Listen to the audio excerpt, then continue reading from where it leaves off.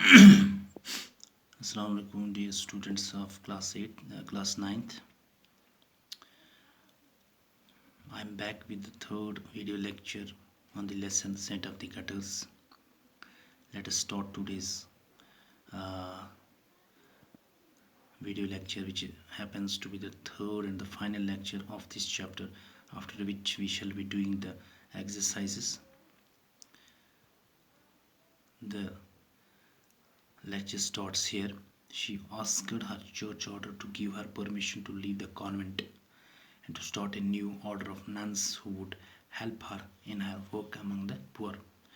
Mother Theresa ने अपने जो उनका जो चर्च आर्डर था उनसे परमिशन मांगी, इजाज़त मांगी कि उनको इजाज़त दी जाए कि वो कॉन्वेंट छोड़ के एक नया नन्स का एक नया ऑर्डर सिलसिला शुरू करें जो would help her in her work among the poor, जो मदर थेरेसा की मदद कर सकें गरीबों के दाएं उनकी देखभाल उनकी मदद करने में. She got the permission and the order of the Missionaries of Charity was born in 1948. तो मदर थेरेसा को ये काम करने की, ये मिशन आगे बढ़ाने की इजाज़त मिल गई और उन्होंने मिशनरीज ऑफ चैरिटी नाम का एक नया मिशन शुरू किया, एक नई तंजीम शुरू की जिसने कि 1948 में जन्म लिया. विथ हार as the first mother superior, और मदर थेरेसा जो थी वो इस मिशनरीज ऑफ चैरिटी की मदर सुपीरियर बनी. Now she give up her nuns habit and dressed in A cotton blue bordered white sari which reflected her simplicity. She wanted. अब mother Theresa ने अपनी जो नन वाली हैबिट थी, नन वाला तौर तरीका था, नन वाली आदत थी, उसको छोड़ दिया और ख़ुद को एक कॉटन की ब्लू बॉर्डर्ड साड़ी में, सफ़ेद कलर की साड़ी में जिसके के ब्लू बॉर्डर्स थे, अपने आप को ड्रेस किया, अपने आप को उसमें मलबूस किया, जो कि एक सिंपलिसिटी, सादगी का एक निशान था, जिससे ये पता चलता था कि इनकी ज़िंदगी में कितनी सादगी है. She wanted to look like the poor Indian woman. Mother Theresa अपने आप को पुअर इंडियन वोमन जो थी उनके साथ आइडेंटिफाई करना चाहती थी. वो अपने आप को इस तरह, अपना ड्रेस और अपना तौर तरीका इस तरह से डिस्प्ले करना चाहती थी कि देखने वालों को लगे कि जिस तरह हिंदुस्तान की गरीब औरतें रहती हैं, उनका रहन सहन है, बिल्कुल मदर थेरेसा का भी वैसा ही है.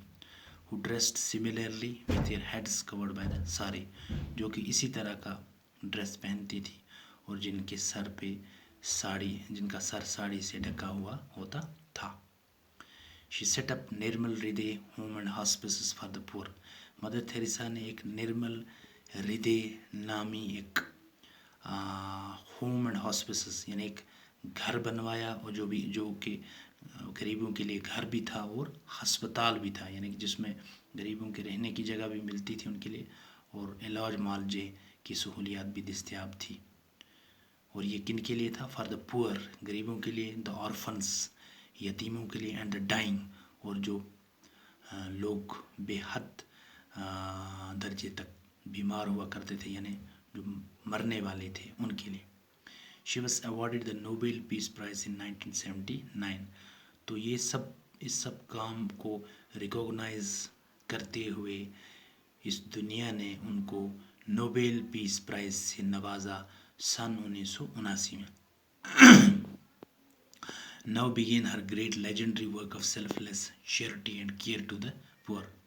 तो अब उनका जो मिसाली काम, जो लेजेंडरी वर्क था,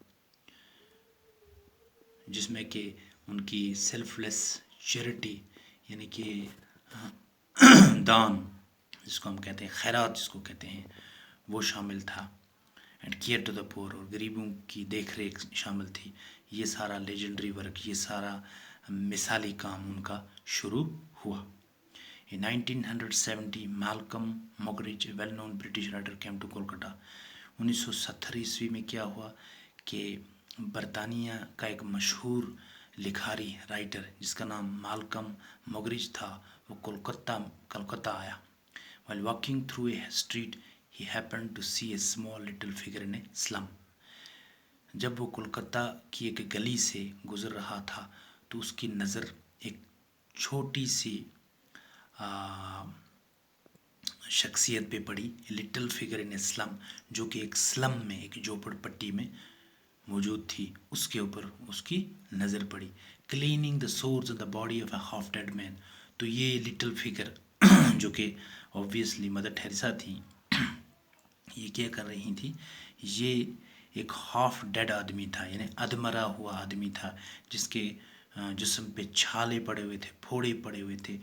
ان جسم کی زخموں کو یہ صاف کر رہی تھیں without the slightest trace of disgust at the stench. اور ان کے ماتھے پر، ان کے چہرے پہ بالکل نفرت کی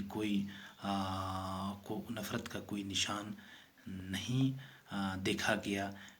یعنی کہ ایسا ہوتا کہ اس سٹنچ، اس بدبو کی وجہ سے، اس آدمی کے چھالوں کی بدبو کی وجہ سے اس کے چہرے پہ کوئی نفرت کے یا ڈسگسٹ کے نشان ہوتے، ایسا بالکل نہیں دیکھا گیا.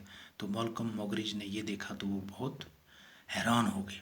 He could not believe that a human being could look so happy while doing such a repelling task. He could not believe. مالکم موگریج کو یہ یقین نہیں ہوا کہ دنیا میں ایسا بھی کوئی انسان ہے جو اتنا کم درجے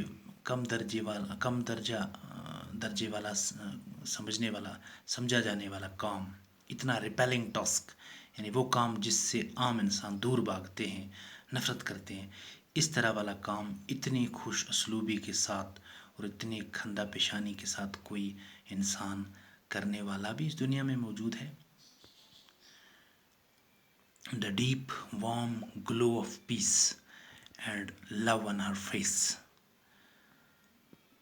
while cheerfully busy in her unflinching service to the wretched of the earth, made such a deep impression on his mind that he wanted the whole world to know about this saintly person and her extraordinary work. The deep warm glow of peace and love on her face.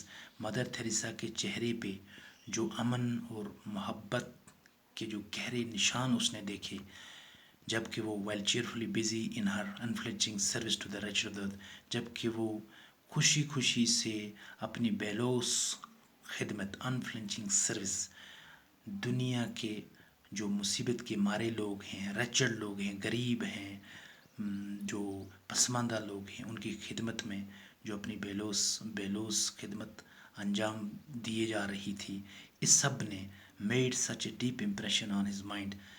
مالکم Muggeridge کے ذہن پہ اتنے گہرے نقوش چھوڑے، اتنا گہرا اثر کیا that he wanted the whole world to know about this saintly person، کہ اس نے یہ چاہا کہ ساری دنیا کو پتہ چلنا چاہیے کہ یہ سینٹلی پرسن، کہ یہ درویش صفت، یہ سادھو سنت جیسا آدمی، یہ پرسن، یہ شخصیت کون ہے. And Hare extra ordinary work, اور دنیا کو پتہ چلنا چاہیے کہ اس کا کام جو ہے یہ ایکسٹرا آرڈینری ہے، غیر معمولی کام ہے. The result was his book and a documentary film on Mother Teresa, appropriately titled Something Beautiful for God. تو اس کا نتیجہ یہ ہوا کہ اس نے ایک کتاب لکھی اور ایک ڈاکیومنٹری فلم بنائی مدر تھیریسا کی زندگی پہ، جس کا نام اپروپریٹلی ٹائٹل، یعنی جس کو ٹائٹل بالکل اپروپریٹلی دیا گیا، حق بجانے بھی یہ ٹائٹل ملا. ٹائٹل کیا تھا؟ Something Beautiful for God, which brought world attention to her otherwise quiet work، جس سے دنیا کی ساری توجہ مدر تھیریسا کے کام کی طرف مبذول ہوئی، جو کہ ان کا کام ویسے کوائٹ ہوا کرتا تھا، خاموشی سے اپنا کام کیا کرتی تھی. لیکن جب مالکم موگریج نے ان کی زندگی پہ ایک ڈاکومنٹری فلم بنائی اور ایک کتاب لکھی تو دنیا کی توجہ ان کی طرف مبذول ہو گئی. بیفور ہر ڈیتھ ان 1997، ان کی وفات سے پہلے جو کہ 1997 عیسوی میں ہوئی، شی اوور سا the opening of branches of her missionaries of charity.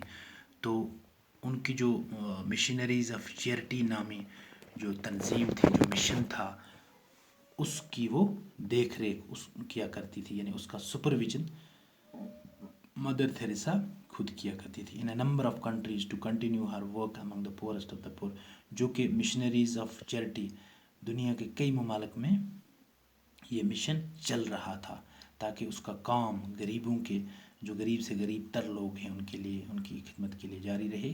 تو اس سب کا سپرویژن وہ کیا کرتی تھی. Mother Teresa used to say that one must give love till it hurts. تو مدر تھیریسا کہا کرتی تھی کہ اپنے ساتھی انسانوں کو اتنا پیار دو تاکہ وہ تنگ آ جائیں، تاکہ ان کو لگے کہ اب ہمارا جو یہ پیار جو دیا جا رہا ہے اس سے ہم فیڈ اپ ہو گئے ہیں، یعنی کہ حد سے زیادہ پیار ان کو ملے تاکہ وہ ہرٹ ہوں. اتنا پیار لوگوں کو دو. She was truly a saint of our times. وہ واقعی ایک سادھو تھی، ایک سنت تھی، ایک نیک صفت انسان تھی. who brought comfort to the destitute، جو کہ ڈیسٹیچیوٹ، دنیا کے جو محروم لوگ تھے، جو دنیا کے جو مظلوم لوگ تھے، غریب لوگ تھے، نادار لوگ تھے، ان کے لیے آرام کا باعث بنی. gave care to those who had no one to care for them، اور ان لوگوں کی دیکھ ریکھ اس نے کی جن کی دیکھ ریکھ کرنے کے لیے کوئی نہیں تھا. and made the most insignificant and unwanted human feel that God through the agency of Mother Teresa remembered them. اور دنیا کے وہ انسان جن کو اپنا آپ انسگنیفیکنٹ لگتا تھا، بالکل فضول لگتا تھا، غیر ضروری لگتا تھا، اور انوانٹیڈ لگتا تھا، انچاہا لگتا تھا، ان کو بھی اس نے یہ احساس دلایا کہ دیٹ گاڈ، کہ خدا through the agency of mother Theresa remembered them، کہ مدر تھیریسا جیسی شخصیت کے ذریعے خدا ان لوگوں کو بھی یاد کرتا ہے. سو دس از all that we had in this lesson that we put forth before you, dear students, in the form of 3 video lectures. And in the next lecture, inshallah, we shall be doing the exercises.